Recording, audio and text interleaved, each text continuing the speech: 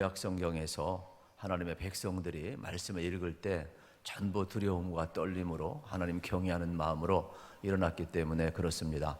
그래서 한국교회 강단은 많은 교회들이 지금 성경 봉독할 때 전부 다 일어나서 또 말씀을 받고 또 안고 그러한 것을 우리가 실천하고 있음을 여러분이 참고하시면 좋을 것 같습니다. 오늘 세례 요한 두 번째 시간이 되겠습니다. 여러분, 세례 요한의 가장 위대한 점은 자기 분수를 알고 사는 사람이에요.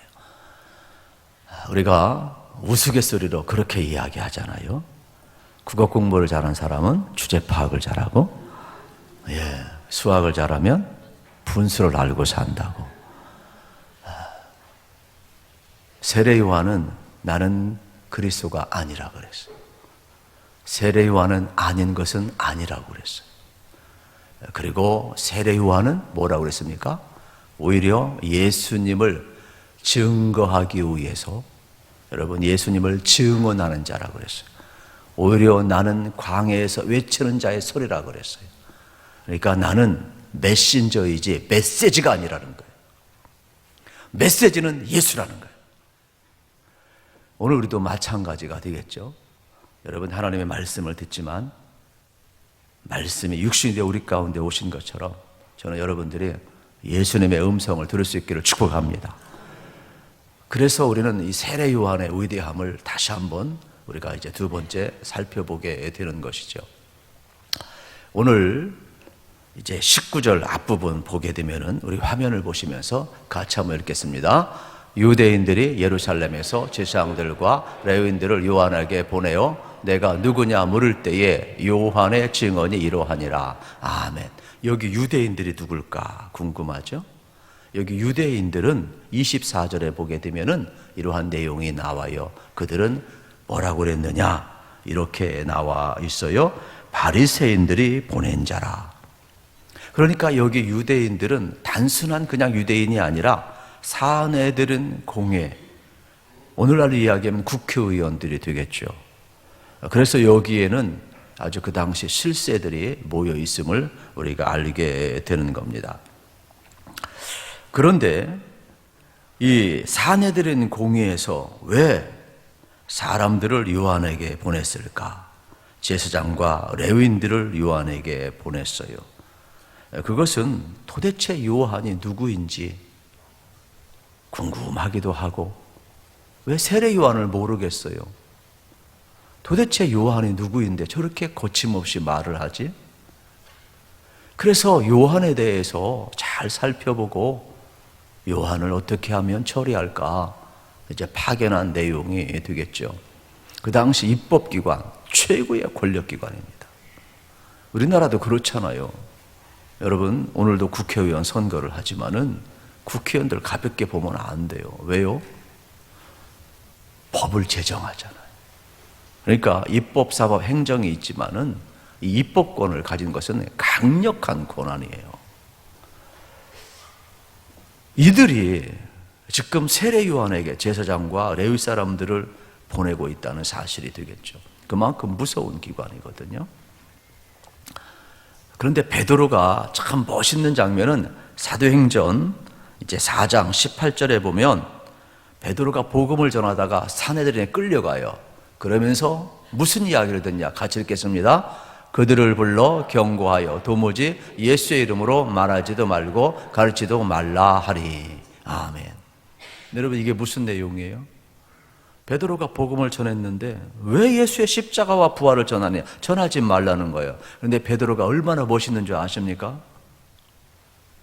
성령 받고 나서는요, 나는 보고 들은 것을 말하지 않을 수 없다, 전하지 않을 수 없다. 사내들은 공의의 협박을 물리쳐버리는 거예요. 그리고 나중에는 십자가에 여러분 거꾸로 못 박혀 죽기까지 순교하는 아주 멋진 베드로로 바뀐 것을 우리는 기억을 해야 되는 거예요. 지금 그들이 보낸 바리새인들, 또 사내들에서 보낸 바리새인들이라고 생각하시면 되겠죠. 그러면서 19절에서 뭘 묻느냐? 요한에게 물어요. 내가 누구냐? 여러분, 한번 생각해 보세요. 나는 세례 요한입니다. 이야기를 듣기 위해서 물었을까요? 아니에요. 이 질문 속에는 불편한 감정이 들어있음을 여러분 알으셔야 되겠어요. 왜 그러느냐?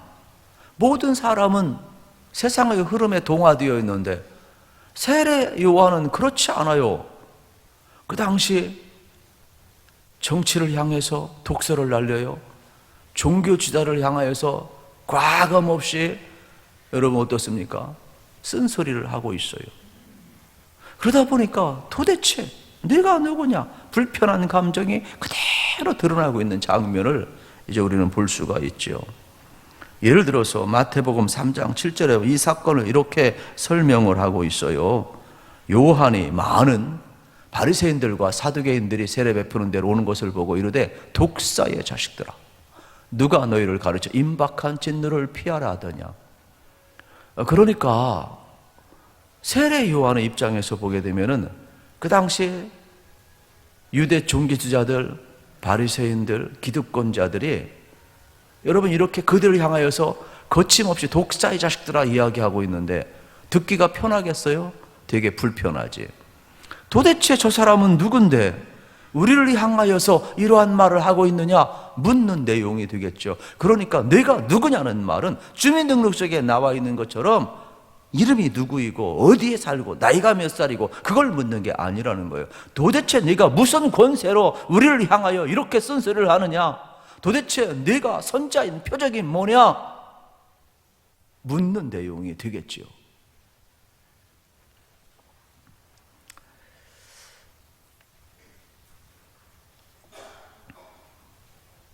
세례 요한은 그 당시 기득권 세력에 의해서 봤을 때는 좀 불편했던 것이 분명한 것 같습니다. 우리 사람도 그래요. 자신과 좀 동화되면 되게 편한데 자신과 다른 사람하고 살려면 되게 불편해요. 성질, 기질, 성향, 가치관 이런 것이 다뤄버리면 아주 공동체 생활할 때 되게 불편합니다, 여러분. 개성이 강한 사람하고 살려면 되게 어려운 겁니다. 그래서 한자 수고에 여러분 화의부동이라는 단어가 있어요. 이것은 뭐냐? 남과 여러분 화목하게 지내지만 자기 중심과 원칙을 잃지 않는 사람을 이야기하고 있음을 보게 됩니다. 이게 뭐냐? 다름을 인정하는 것이죠. 그러면서 또 다시 어울릴 줄 아는 하나가 됨을 이야기하는 거예요. 예를 들면 꽃동산 같은 데 가보면 어떻습니까? 다양한 꽃이 있지만은 그걸 뭐라고 그래요? 꽃밭이라고 그래요. 꽃밭이라고. 다양한 꽃이 있는데도 꽃밭으로 하나가 되는 것을 우리가 볼 수가 있게 되겠습니다. 그런데 또 반대가 있어요. 그것은 바로 뭐냐? 동의불화가 있어요. 이것은 뭐냐? 겉으로는 동의하지만 마음으로는 그렇지 않다. 이러한 뜻을 가지고 있음을 발견하게 되는 것입니다. 지금 이 세상은 어떠한 세상일까? 이 세상의 병이 뭔 줄 아세요? 다름을 용납하지 않아요. 자기와 지향하는 것이 다르면 전부 싫어해요. 그래서 우리 사회가 위험한 사회가 되어가는 게 이래서 위험한 사회가 되어가는 거예요. 무슨 이야기하면 대화할 수가 없어. 예단을 먼저 해. 결론을 내려놓고 대들어버리니까 태극기 부대가 나오고 촛불 부대가 나오고 이러는 거라고. 왜 결론을 내리고 대화를 해야 돼요? 왜 상대를 그렇게 공격해야 돼요? 아주 잘못됐어요. 이게 이 세상의 병이에요. 그래서 묻는 거예요. 너는 도대체 누구냐? 세례 요한은요, 숨기지 않고 이야기를 하고 있어요. 20절 같이 한번 읽겠습니다. 요한이 드러내어 말하고 숨기지 아니하니 드러내야 하는 말이 나는 그리스도가 아니라 한데, 여러분 이 말하기가 쉽지 않아요. 세례 요한은 자기가 누구인지를 알았어요. 그 당시 많은 사람들은 세례 요한이 메시아인 줄 기대하고 있었어요. 여자가 낳은 자 중에서 가장 위대하고 깨끗한 자라고 예수님이 칭할 정도로 대단한 선지자였어요. 모든 사람이 추앙했다니까요. 그런데 나는 아니라, 나는 그리스도가 아니라. 그러면 바꿔서 얘기하면 그 당시 많은 사람들이 세례 요한을 메시아로 보고 있었다라는 반증이 되기도 하는 겁니다. 그런데 자기 선언을 하는 거예요. 나는 그리스도가 아닙니다. 대단히 중요한 내용이 되겠죠. 누가 지혜로운 자냐? 내가 누구인 줄 알고 사는 사람이 지혜로운 사람이에요. 그래서 많은 사람들은 내가 누구인지 모르기 때문에 가면을 쓰고 살아요. 그래서 라틴어로 이 가면을 페르소나라고 이야기를 하는데, 여러분, 우리는 다 가면을 쓸 수밖에, 왜? 역할이 다 다르거든요. 예를 들어서 저 같은 사람은 여러분 앞에는 목사이지만은 한 여인 앞에는 남편이에요. 두 자녀 앞에는 아버지예요. 또 사회 속에서 나가면 또 나는 또 사인으로 역할을 해야 돼요. 이렇게 여러분 다양한 가면이 있고 역할이 다 있어요. 그러나 나 혼자 있을 때는 여러분 뭐예요? 나의 본질적인 나의 모습이 또 있는 거예요. 그랬을 때 여러분 생각해 보세요. 나의 이 페르소나 가면이 원래 나 혼자 있을 때 나의 모습하고 일치되면 좋지만 일치되지 않을 때 그걸 가리켜서 여러분 페르소나라고 이야기를 하는 거예요. 누구나 다 가면을 쓰고 살아가고 있음을 보게 되는 것이죠.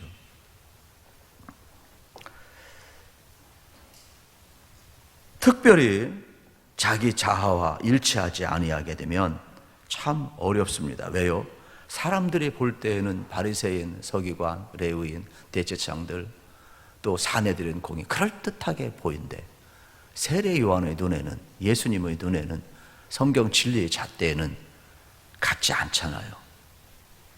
이게 꼭 그들의 모습일까? 나의 모습일 수 있고 우리의 모습일 수 있다는 데 문제가 되겠죠. 그래서 위선적인 자아를 우리는 스스로 만들 수밖에 없음을 발견하게 되는 겁니다. 특별히 추앙받는 사람일수록 페르소나가 많아요. 가면이 참 많아요. 그래서 어떤 역할에 우리가 속아서는 안 돼요. 진짜 나의 자아, 나 혼자 있을 때 일치되고 있는가가 정말로 중요한 것이 되겠죠. 옛날에 여러분 그런 말이 있잖아요. 원님이 지나가는데 사람들이 다 존경의 표시로 인사를 다 하니까 당나귀가 자기 보고 절하는 줄 알고 거들먹거렸다고 그러잖아요.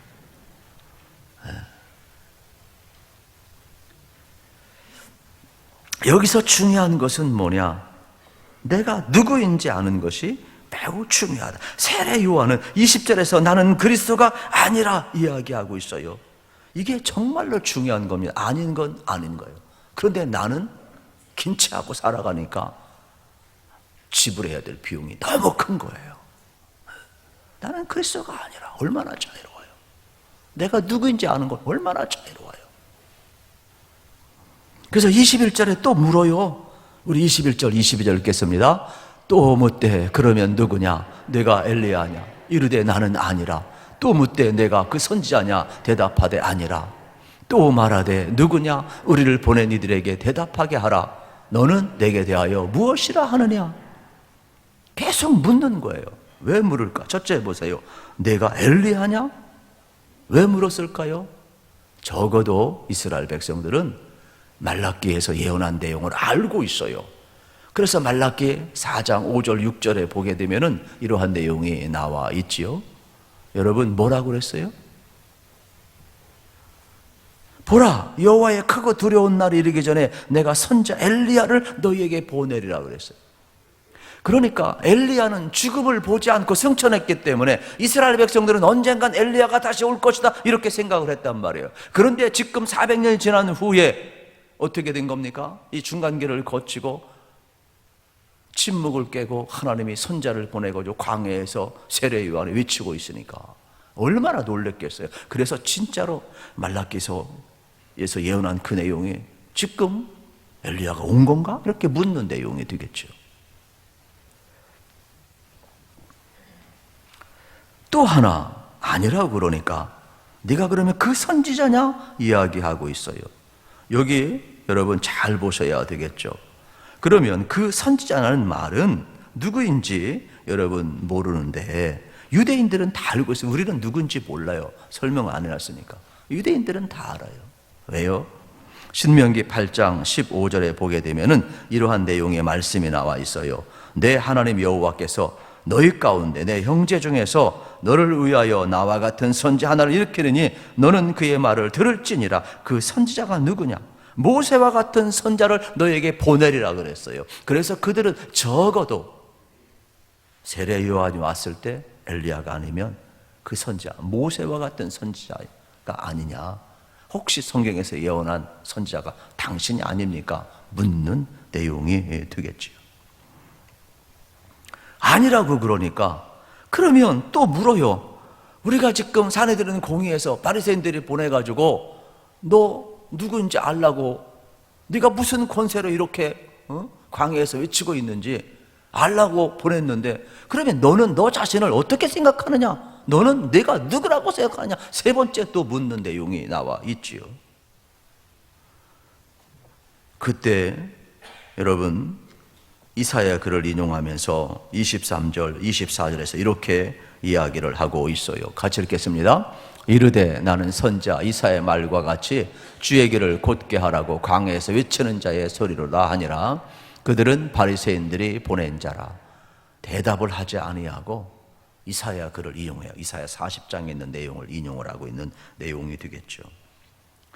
그러면서 나는 주의 길을 뭐라고 그랬어요? 곱게 하는 자라 말씀하고 있음을 우리가 발견을 하게 되는 것입니다. 그러면 지금 여러분 이스라엘 백성들이, 우리가 새벽마다 이사야를 살펴보는데 이러한 내용이죠. 이사야서 66장의 전체의 구조는 1장부터 여러분 어떻습니까? 39장까지는 두 팩트가 나와요. 하나는 하나님을 의지한 히스기야 왕에게 36장부터 39장 나오고, 1장부터 12장까지는 하나님을 의지하지 않고 실패한 아하스 왕의 이야기 나오고, 그 중간에 샌드위치는 열방을 향한 하나님의 경영과 심판이 나오고, 40장부터는 어떻습니까? 66장까지, 물론 40장부터 또 여러분 56장까지 나누고 57장부터 66장까지 나누고 제2이사, 제3이사야 뭐 이런 신학적인 내용은 좀 그냥 넘어가도록 하고, 나누면서 뭘 이야기하느냐? 하나님께서 이스라엘 백성을 흩으지만 바벨론 포로가 되지만 하나님이 그들을 위로하시고 구원하시고 다시금 포로에서 돌아오게 할 것이다. 그러면서 그 일을 감당할 수 있도록 하나님께서 또 선자를 보내는 메시아 예언까지 하는 내용이 이사야서의 아주 특징이 되겠죠. 그때 무슨 이야기를 하냐면, 세례 요한은 이스라엘 백성이 바벨론 포로에 끌려갔는데 바벨론 포로 70년 후에 그들이 돌아오게 되는데 어떻게 됩니까? 돌아오기 위해서는 주의 길을 어떻게 하는 거예요? 곱게 해야 돼. 왜요? 포로된 백성들이 돌아오려면 길을 닦아야 된다는 거예요. 그 이야기를 지금 하고 있는 장면을 이제 보게 되는 것이죠. 그래서 에스라서 1장 2절 3절에 보게 되면은 여러분 이런 내용이 나와요. 같이 한번 읽겠습니다. 바사왕 고레스는 말하노니 하늘의 하나님 여호와께서 세상 모든 나라를 내게 주셨고 나에게 명령하사 유다 예루살렘의 성전을 건축하라 하셨나니. 여러분 페르시아의 끝까지 읽읍시다. 시작. 이스라엘의 하나님은 참신이라. 너희 중에 그의 백성된 자는 다 유다 예루살렘으로 올라가서 이스라엘 하나님 여호와의 성전을 건축하라. 그는 예루살렘에 계신 하나님이시라. 아멘. 코레스가 등장을 해서 칙령을 내려요. 식민지 생활하는 모든 각 족속들은 자기 고향으로 돌아가라. 그때 유다 백성들도 예루살렘에 돌아가고, 더 놀라운 칙령은 뭐예요? 에스라, 또 여러분 또 느헤미야를 비롯해서 또 어떻습니까? 그냥 보내는 게 아니에요. 가서 성전을 또 건축하래요. 세상에 이런 일이 어떻게 가능해요? 하나님이기 때문에 가능한 거죠. 그래서 역사 속에서 여러분 하나님이 이들을 다시금 이제 돌아오게 하는 장면을 이제 우리가 보게 되는 거예요. 그때의 내용을 주의 길을 예비하는 이사야서 40장 3절 말씀을 이야기하는 거예요. 포르기에 고국으로 돌아가고 싶은 마음이 얼마나 많이 담겨 있는가를 우리는 알 수가 있게 되겠습니다. 그러니까 그들이 멀리 바벨론에 가서 다시금 이제 가나안 땅으로 돌아오려면 그 길이 얼마나 멀어요. 그리고 그 울퉁불퉁한 그 길을 곱게 하기 위해서 일을 하고 있음을 이제 보게 되는 것이죠. 그들은 마치 뭐와 같으냐? 이제 바벨론 포로에서 나오는 그 해방, 그 구원을 이야기하는 장면을 보게 되는 겁니다. 그걸 가리켜서 주의 길을 곱게 하라, 이러한 예언의 말씀을 인용하고 있음을 우리가 발견을 할 수가 있는 내용이 되겠습니다. 그러면 이 내용은 뭐냐면 하나님을 등졌을 때 이스라엘 백성이 바벨론 포로로 끌려갔어요. 그러나 그 복역의 때가 끝나고 그들이 어떻습니까? 하나님 말씀하신 대로 복역의 때가 끝나고 이제 70년이 차니까 그들이 돌아올 때가 되었다라는 것이 되겠죠. 이 내용을 계속해서 인용하고 있는 내용은 뭐냐면 다른 것이 아니에요. 첫 번째 메시지는 뭐냐? 길을 닦는 거예요. 길을 닦는 거. 그러니까 세례 요한의 이사야서의 40장을 인용한 내용은 나는 어떤 사람이냐? 하나님의 백성이 돌아올 수 있도록 길을 닦는 역할을 하는 사람이라는 거예요. 이 복역의 때가 끝나고 그들이 구원받고 해방되는데 그 길을 닦는 자라, 이러한 내용의 말씀을 인용하고 있음을 보게 되는 겁니다. 이것이 바로 여러분 구원의 새로운 시대를 여는 귀한 길임을 발견하고 있는 겁니다. 그러니까 세례 요한은 뭐라고요? 나는 구원의 길이 아니라는 거예요. 나는 구원의 길을 닦는 자라는 거예요. 구원의 길은 누구냐? 예수라는 거예요. 나는 소리일 뿐이지 그 메시지의 본체는 누구냐? 예수라는 거예요. 그러면서 그 길을 닦으라고 외치는 자의 소리라고 이야기하고 있음을 보게 되는 겁니다. 세례 요한은 자기 한계를 분명히 알고 살았음을 우리가 알아야 되는 겁니다. 그랬더니까 또 뭐라고 이야기합니까? 25절에서 또 물어요. 그러면 내가 만일 그리스도 아니고 엘리야도 아니고 선자도 아닐 때 어찌하여 세례를 베푸느냐? 여러분, 유대인들은요, 우리가 생각하는 세례하고 조금 달라요. 유대인들은 세례를 베풀게 되는데 유대교에 입교할 때 절차상으로도 세례를 베풀었다고 그래요. 또 하나, 그들은 종말론적인 삶의 태도를 가르칠 때 세례를 베풀었다라고 이야기하고 있음을 발견하게 되는 겁니다. 마치 뭐와 같으냐면은 에스겔서 37장에 보면 에스겔 선지자가 마른 뼈들의 환상을 보아요. 분명히 에스겔 골짜기에는 뭐가 있어요? 마른 뼈가 있어요. 그런데 어떻습니까? 하나님께서 말씀하고 대언하실 때에 하나님의 영이 들어가니까 군대가 되어버리는 거예요. 그러면서 뭐라고 해요? 하나님의 영이 들어가면 활기찬 존재가 된다는 것을 우리에게 이야기를 하면서 이러한 내용을 이야기하고 있어요. 에스겔서는 이 비전을 가지고 에스겔 36장 24절에 보면 내가 너를 여러 나라 가운데서 인도하여 내고 여러 민족들 가운데서 모아 데리고 고국 땅에 들어가서 너희를 맑은 물로 씻어 성결케 하겠다. 이게 무슨 내용이냐면 세례를 베풀겠다, 이런 내용을 이야기해요. 우리는 그냥 이 내용을 자꾸 생략을 하는데 얼마나 중요한 내용인지 몰라요. 그러니까 유대인들은 굳은 마음을 제거하고 새로운 마음을 심어주겠다라는 것을 세례로 지금 표현하고 있는 장면을 이제 볼 수가 있게 되겠죠. 오늘 그러면서 26절, 27절을 같이 한번 읽어보도록 하겠습니다. 요한이 대답하되 나는 물로 세례를 베풀거니와 너희 가운데 너희가 알지 못하는 한 사람이 섰으니 곧 내 뒤에 오시는 그이라. 나는 그의 신발끈을 풀기도 감당하지 못하겠노라 하더라. 아멘. 너는 왜 세례를 베푸냐 물으니까 이유를 대답하지 않아요. 다만 내 뒤에 오시는 이는 나는 물로 세례 주지만 그는 불로 세례를 줄 것이다 이야기하고 있어요. 이미 요한복음 1장 15절에서 내 뒤에 오시는 이가 나보다 앞선 것은 나보다 먼저 계심이라. 그러면서 오늘 26절에서 뭐라고 그랬어요? 너희가 알지 못하는 한 사람이라 이야기하고 있어요. 왜 알지 못해요? 눈이 있어도 보지 못하니까, 보는 눈이 없으니까 메시아가 와도 모르는 거예요. 지금 사내들인 공회의원들, 총기투자들 눈이 다 멀어서 마땅히 주의 길을 예비하고 있는데 세례 요한이 누구인지도 모르고 듯이 예수님이 왔어도 모르는 겁니다. 그런데 세례 요한은 뭐라고 예수님을 바라보고 나는 그분의 신발끈을 풀기도 감당하지 못한다. 여러분, 신발끈은 누가 풀어요? 종들이 푸는 거예요. 나는 종이라는 거예요.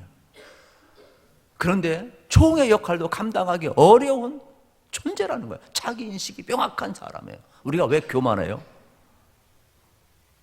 세례 요한처럼, 사도 바울처럼 내가 하나님의 종인 걸 모르니까.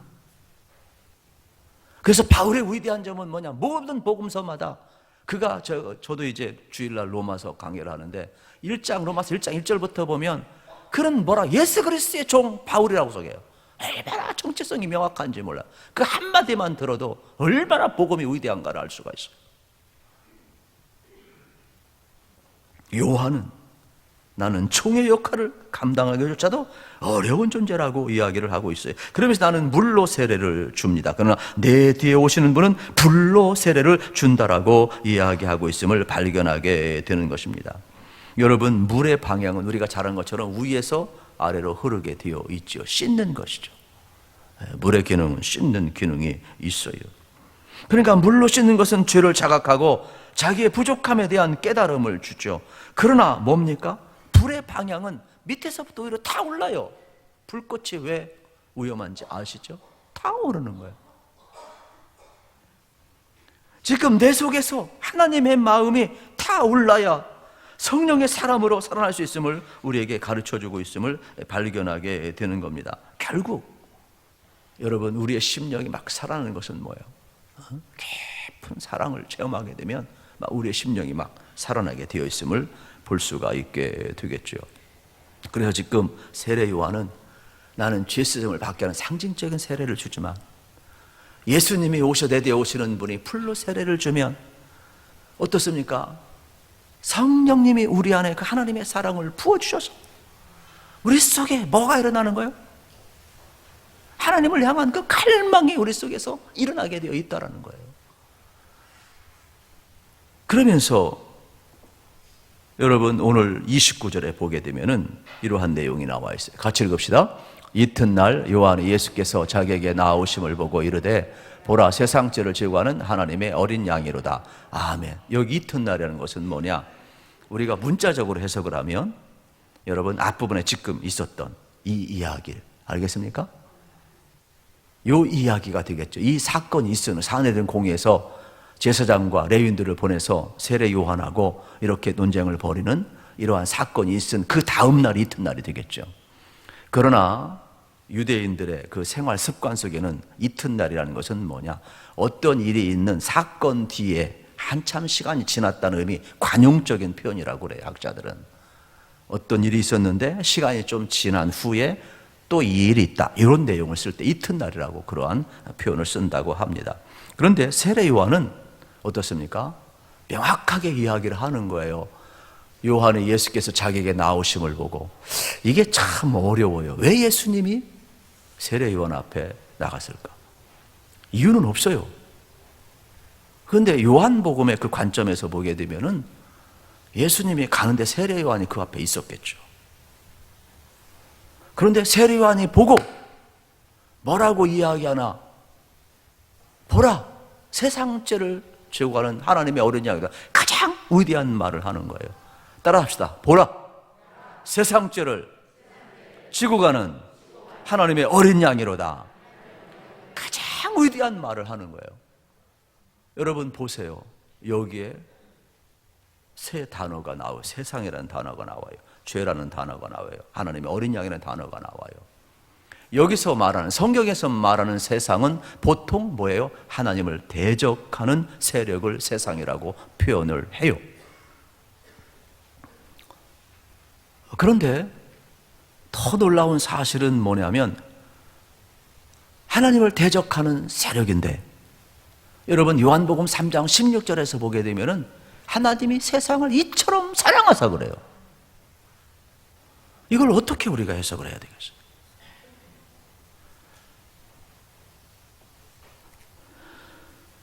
참 놀라운 내용이 아닐 수가 없지요. 그래서 이 세상이라는 것은 코스모스, 우주, 어떤 질서까지도 포함하고 있음을, 온 세상을 포함하고 있음을, 또 사람을 포함하고 있음을 발견하게 되게 되는 것이죠.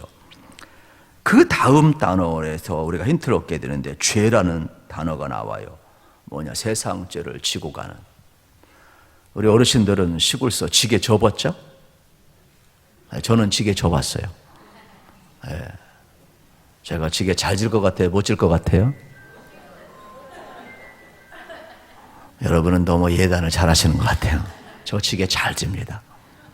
아주 저 일 잘하는 사람이에요. 부모님들이 얼마나 일 잘한다고 칭찬했는지 몰라. 일부러 지게 지고. 안 믿으시면 저 한번 내기 한번 해봐요. 지금이야 조금 이제 뒤뚱되겠지만은 참 잘 졌어요. 이게 짐을 지고 우리 인류의 죄집을 지시고. 그런데 여기에는 이러한 짐을 진다는 개념만 있는 것이 아니라 요한복음 3장 16절의 말씀처럼 뭐예요? 세상에 어떻게 돼요? 죄를 짊어지고라는 뜻은 여기서 끝나는 것이 아니라 제거했다라는 뜻이 있다라고 이야기를 하고 있음을 발견하게 되는 겁니다. 그러니까 짐을 짊어졌다, 대신 졌다는 개념도 있지만 이거는 뭐예요?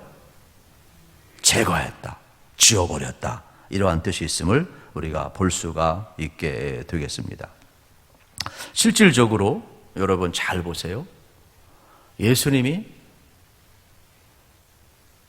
여러분 불법 재판을 받으셨을 때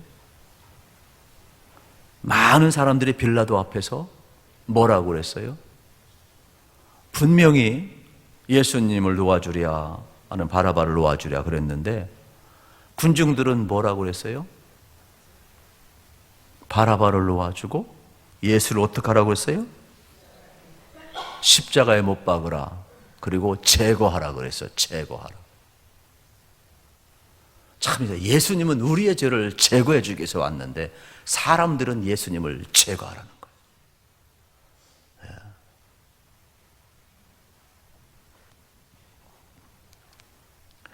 그렇기 때문에 지금 이 죄를 짊어졌다는 내용은 여러분 우리의 죄를 대신 짊어지시고 우리의 죄를 제거했다, 이러한 의미를 포함하고 있어요. 그리고 이제 세 번째, 하나님의 어린 양이라는 것은 우리가 잘 아는 것처럼 여러분 이스라엘 백성들에게 어린 양 그러면 그냥 유월절이 생각나고 어린 양 그러면 우리의 죄를 대신 짊어지는 거 생각을 해요. 그들은. 유월절은 여러분이 잘 아는 것처럼 1월 14일 날 지키게 되잖아요. 해질녘에 지키게 되는데 양을 잡아서 그 피를 발랐어요. 그래서 문설주와 인방에 다 발라가지고 하나님의 재앙이 패스오버 넘어갔다고 그러잖아요. 그러니까 예수님이 어떤 분이에요? 우리를 위한 여러분 대속제물 어린 양으로 다 인식이 되어 있는 내용을 지금 가르쳐주는 내용이 되겠죠. 결국 예수님은 어떠한 분이냐?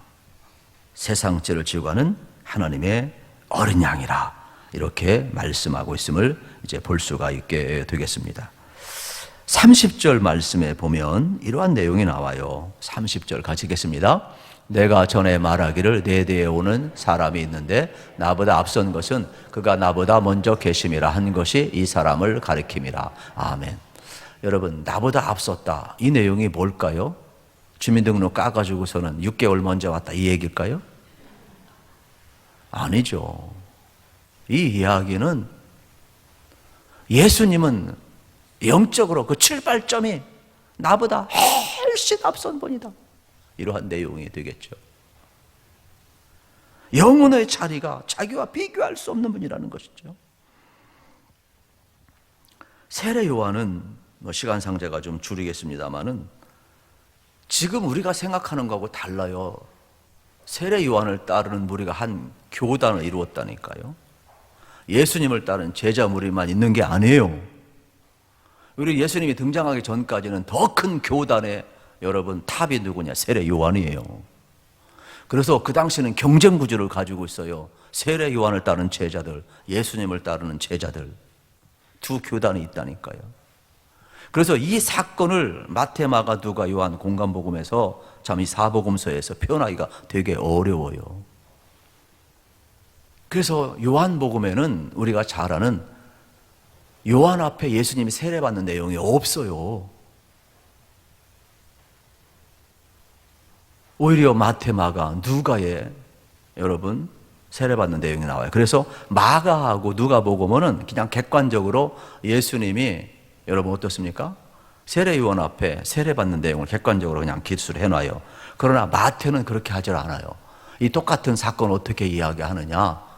예수님께서 세례요한의 요단강가에 나가서 세례를 받으려고 할 때 세례요한이 물어요. 어떻게 내가 세례를 받아야 하는데 내 앞에 옵니까? 나는 할 수 없습니다. 그때 마태의 관점은 어떻게 됩니까? 살짝 돌려놓잖아요.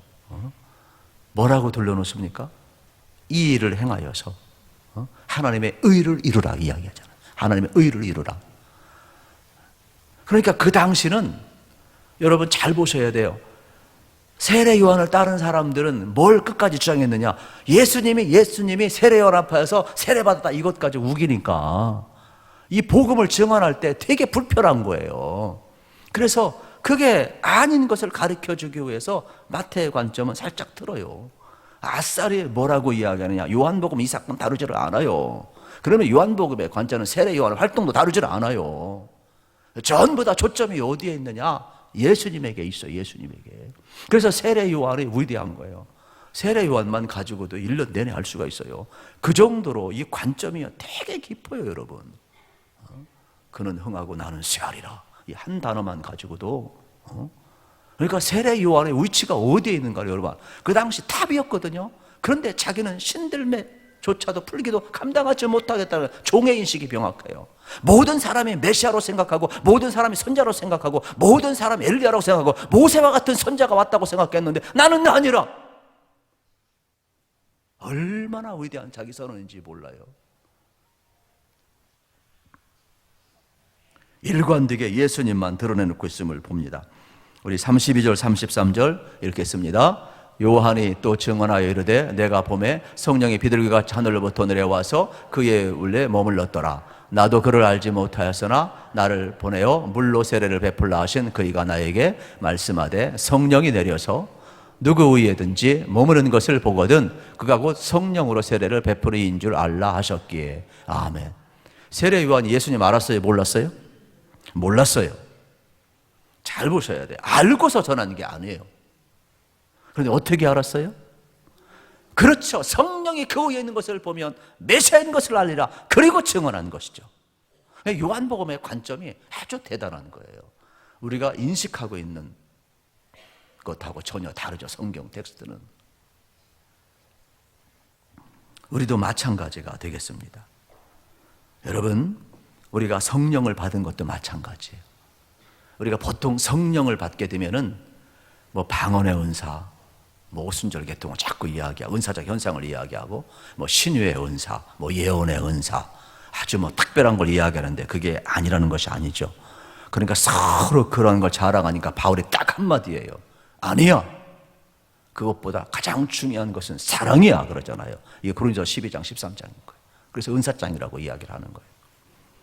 그런데 여러분 잘 보세요. 지금 요한복음을 해석해 보면 예수님이 세례 받으실 때, 예수님이 계실 때 성령이 그 위에 계신 것을 보았다 그랬어요. 그러므로 세례 사건은 생략을 하지만은 예수님이 누구인가를 요한복음은 지금 전하고 있는 거예요. 아하, 하나님의 아들로 세상 죄를 위한 하나님의 어린 양으로 예수님이 왔음을 요한은 어떻게 인가 드러내고 있는 장면을 보게 되는 것이죠. 그렇다면 우리도 마찬가지예요. 진짜 성령 충만함은 이러한 현상적인 측면이 아니라 인격적인 측면이에요. 예수님과 연결되었을 때 우리 속에 뭐가 나와요? 하나님의 성품이 나오는 거예요. 여러분들 꼭 기억하세요. 여러분들이 성령 충만하다는 것은 인격적인 측면에서 예수의 모습이 나와야 돼요. 할렐루야. 사랑의 모습이 나와야 돼요. 아멘이시죠? 네, 우리 속에 정말로 중요한 것이 무엇인가를 알으셔야 돼요. 34절 같이 읽고 끝내겠습니다. 내가 보고 그가 하나님의 아들이심을 증언하였노라 하니라. 아멘. 성령이 그에 계신 것을 보고 하나님의 아들임을 세례 요한이 증언하고 있어요. 우리도 마찬가지가 되겠습니다. 사람들이 우리를 바라볼 때 여러분 하나님을 느껴야 되는 거예요. 지금 나를 넘어서는 지금 경험을 하고 있는 내용을 보게 되는 것이죠. 그리고 세례 요한은 절대자임을 지금 보고 있음을 발견하게 되는 겁니다. 여러분도 잊지 마십시오. 그래서 세례 요한은 예수님이야말로 참 하나님이시구나 보고 증언하는 것이죠. 저도 그렇고 여러분도 그렇고 우리가 하나님과 이렇게 잘 연결되어 있으면, 여러분 성령님과 잘 연결되어 있으면 세상 사람들 우리가 하나님의 사람임을 보게 될 줄로 믿습니다. 우리 교회도 마찬가지예요. 성령님과 연결되어 있으면 우리 교회도 성령님의 임재가 있는 것을 보게 될 줄로 믿습니다. 그러면서 그것을 증언하는 내용이 되겠죠. 그래서 세례 요한처럼 우리는 주의 길을 어떻게 합니까? 예비하는 자이죠. 여러분, 제가 저것은 달입니다 그러면 뭘 봐야 돼요? 저것은 태양입니다 그러면 뭘 받아야 돼요? 태양을 봐야죠. 그런데 거짓된 선지자들은 뭐라고 그래요? 내 손가락을 보라는 거죠. 내가 위대하다는 거죠. 바리새인 서기관들 자기를 보라는 거예요. 세례요한의 위대한 점은 뭐예요? 나는 가르치는 자요 본체는 태양이라는 거예요. 하늘을 보라는 거예요. 메시지도 마찬가지죠.